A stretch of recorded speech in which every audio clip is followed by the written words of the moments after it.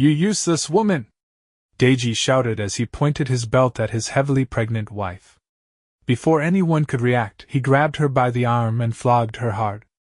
The loud music suddenly stopped. Amara screamed in pain and fell to the floor, holding her belly.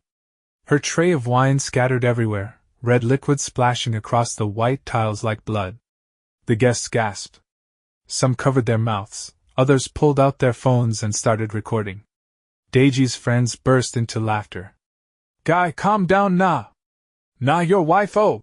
One of them shouted, still laughing. But Deji wasn't done. She needs to learn respect, he said proudly, raising the belt again. You don't talk when men are talking! Amara's eyes were full of tears as she looked up at him, her voice weak. Deji, please! I'm carrying your child. But instead of pity, he turned around and faced his friends. Gentlemen, that's how you control a woman! And everyone roared with laughter again.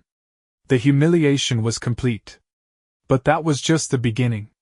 My people, stay with me till the end of this story, because the same woman Deji embarrassed in front of his friends is about to shock the whole world with her revenge. You won't believe how it ended. Subscribe and don't miss a second of this. Deji was the kind of man that looked rich on the outside, but was empty inside. He loved showing off, especially when his friends were around. He would insult Amara publicly, slap her if she spoke back, and even bring other women to the house, right in her presence. She would cry quietly at night, wondering what she did wrong to deserve such shame. But Deji didn't care. To him, Amara was just lucky to marry him. So when his birthday came, he threw a big party at his Lekki house. He invited all his friends, his colleagues, and even a few girls he'd been flirting with.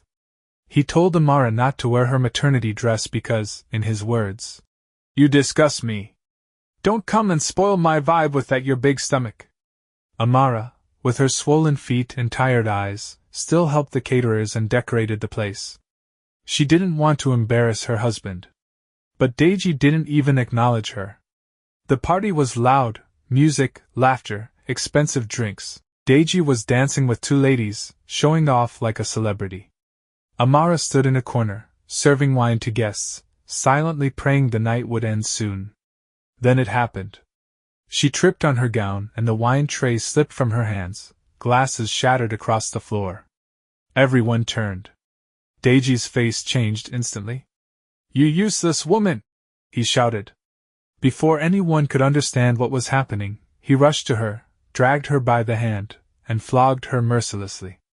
Amara cried out in pain as she fell, holding her stomach.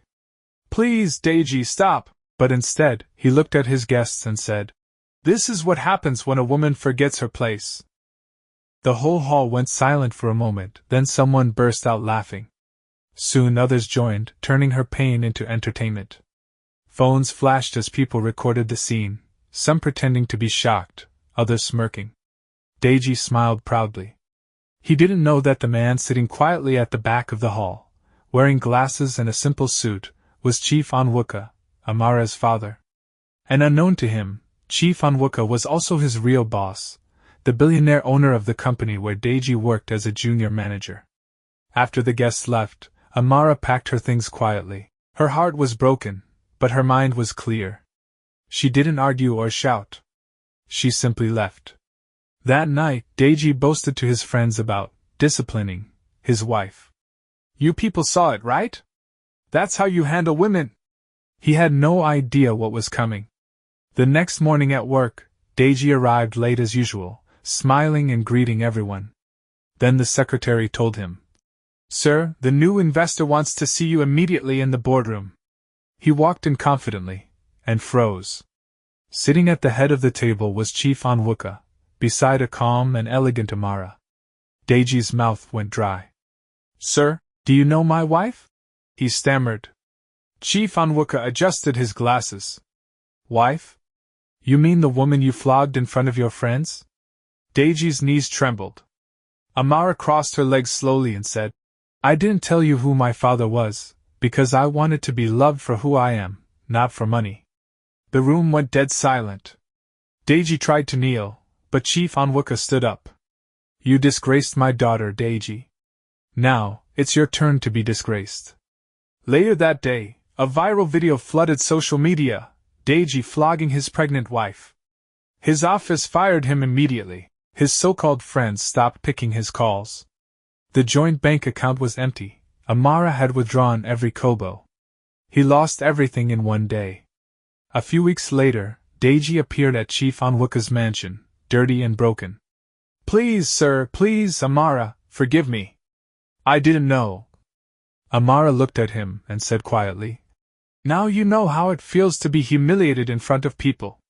Then she turned away as her father ordered the guards to escort him out.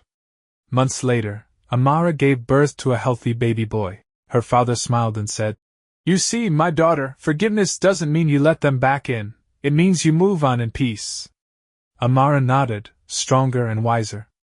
Deji, on the other hand, sat alone in a small apartment, replaying that night in his head. He had lost not just his wife, but his dignity. Men, learn this. A real man protects his woman, even when no one is watching. Never use your strength to disgrace the one who once prayed for your success. Because when grace leaves, shame takes over. Subscribe to Truth Tales Studio for more real-life stories that open eyes, touch hearts, and teach lessons you'll never forget.